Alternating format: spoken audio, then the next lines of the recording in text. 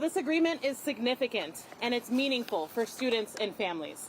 Educators have won a contract that will have tangible impacts on addressing class sizes and reducing and recruiting and retaining quality educators, making sure that we as educators and students have the supports that we need. So here are some of the key improvements in this agreement. We have increased our planning time by 90 minutes a week, so we have a guaranteed 410 minutes of protected planning time for educators at every grade level. We've improved class size and caseload language and shared decision-making committees involving educators and parents to ensure that our classes, when they need to become larger, have the supports they need to ensure every student has access to the quality education they deserve. We've increased mental health staff on our mental health support teams, our rapid response teams for students throughout the district, with a promise to continue that expansion based on data collected throughout the next years. We have stronger protections for students and educators from environmental hazards like extreme temperatures and mold. Our district has committed another $20 million through grants and capital fund improvements to increase the quality of our school environments so that we can have safe and healthy schools.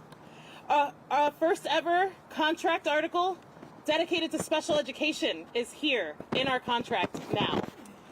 We have also won a 13.75% COLA over 3 years. So that's 6.25% the first year, 4.5% the second year, and 3% the third year. That is the highest ever COLA for PAT educators at a time when educators really need the increase. We've also expanded access to the bilingual stipend. So educators who speak less commonly spoken languages will also get a stipend in recognition of their work supporting families in our community who are English language learners. Our next steps are educators are going to review the materials tonight and tomorrow.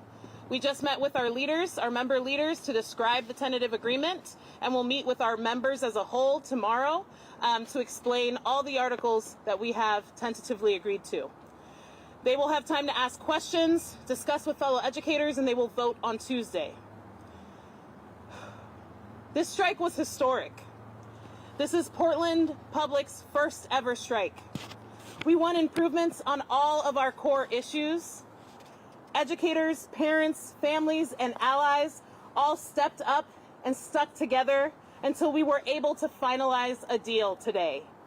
Our state and national union stepped up and supported us throughout the whole process.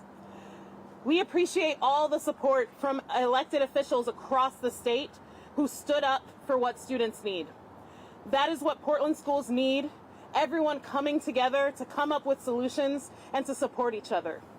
So this is a really big step, and it's a big step towards fully resourced public schools for every Portland student. Thank you. Angela, thanks for being here. You must be exhausted. I sure am.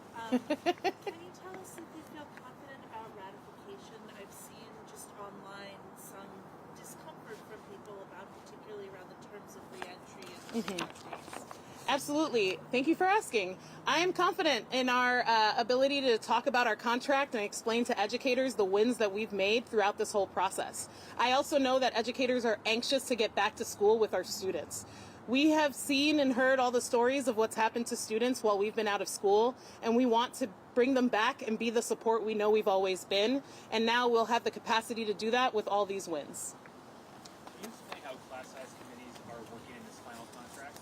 Absolutely. So the class size committees do not talk about specific students. They do not talk about student information. They just talk about what happens when a class is increased past a certain threshold and what supports need to be provided.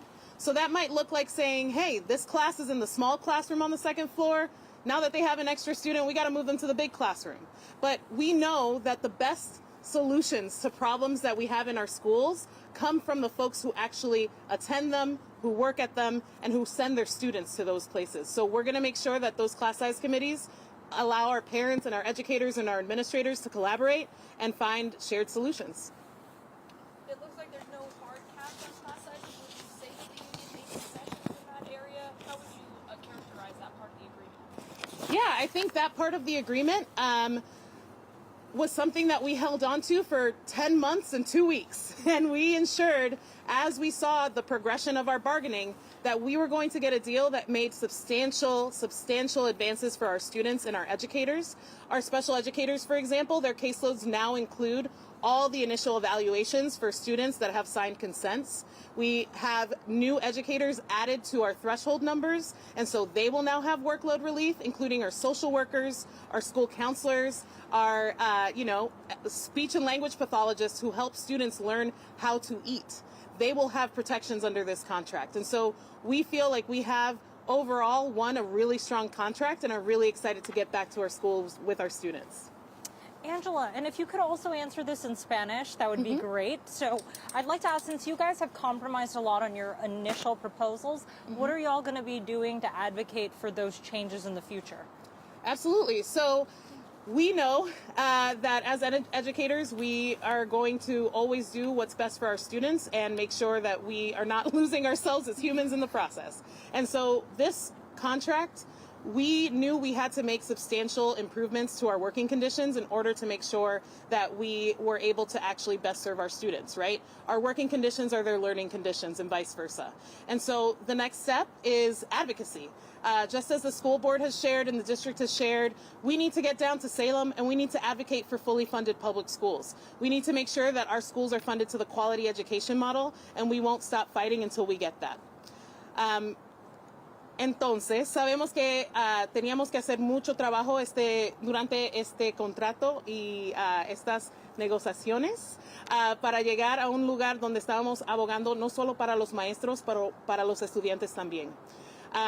Sabemos que el trabajo no termina aquí. Tenemos que ir a Salem, asegurar que todos que trabajan ahí necesitan que darnos el dinero que necesitamos para nuestras escuelas, asegurar que tenemos todos los recursos que los estudiantes y los maestros saben que necesitan y que nos den el dinero que necesitamos para tener educación de una alta calidad.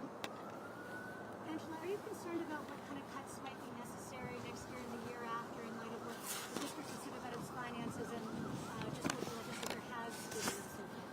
You know, I think what's most important right now is to think about all the wins we've made to ensure that students have a quality education at this moment, right? We know that our students for years have not had the mental health supports that they've needed, and educators have been bending over backwards to make sure that they provide the time and energy that our students need to feel safe and secure. We have we have agreed to a tentative agreement that will provide more rapid response team responses for our students in crisis. We have added language that will increase our planning time so we can provide quality education, and has increased the student day. And so students will have longer periods of core enrichment. So PE, music, dance, all those things we used to call specials are not that special. They're core to what our students need. And so we have a contract that's going to ensure that students get a quality education, and we're not going to stop that fight here. We're going to continue to fight for those quality public schools for students. So you think it was worth it, the 7 days of instruction that's what it was? Yeah, so we know that we need to make sure that our students get everything they need on the return back. So we've agreed to a return to work agreement where we make up all of our student instructional days that were missed over the strike. Students will not lose time with their educators, and we also have a plan for making up our parent-teacher conferences, because it is crucial for the success of students that they're adults, they're grown-ups who love them, get to collaborate with the educators who also love them to get them where they need to be. So we believe that all this fight and all the solidarity that we've seen, parents, students, community coming out to the line, that helped push our district to do the right thing and support our students in a meaningful way. Angela, could you address your relationship, or PAT's relationship, with the school board and the superintendent, and how you all might begin to repair some of that fractured trust? You know, I think it's really important to note that the school board employs the superintendent, and we work under the superintendent. So that's our relationship. Our relationship is that we are employees here. We're going to do the best we can, follow the rules, and do our jobs. And we know that they are going to do the same. And We know that they have dedicated and decided to run to be able to support students. And as educators, we're going to do what we need to do. As union members, we know that our responsibility is to ensure that the contract is followed.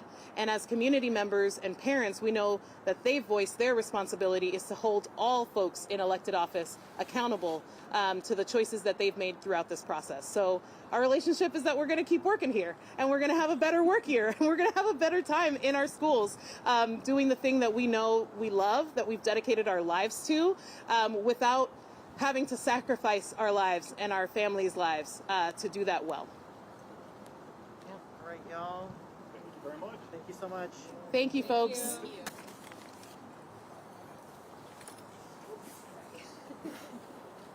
Thanks, guys. Yeah.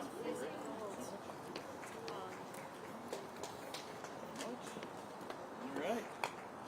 Good.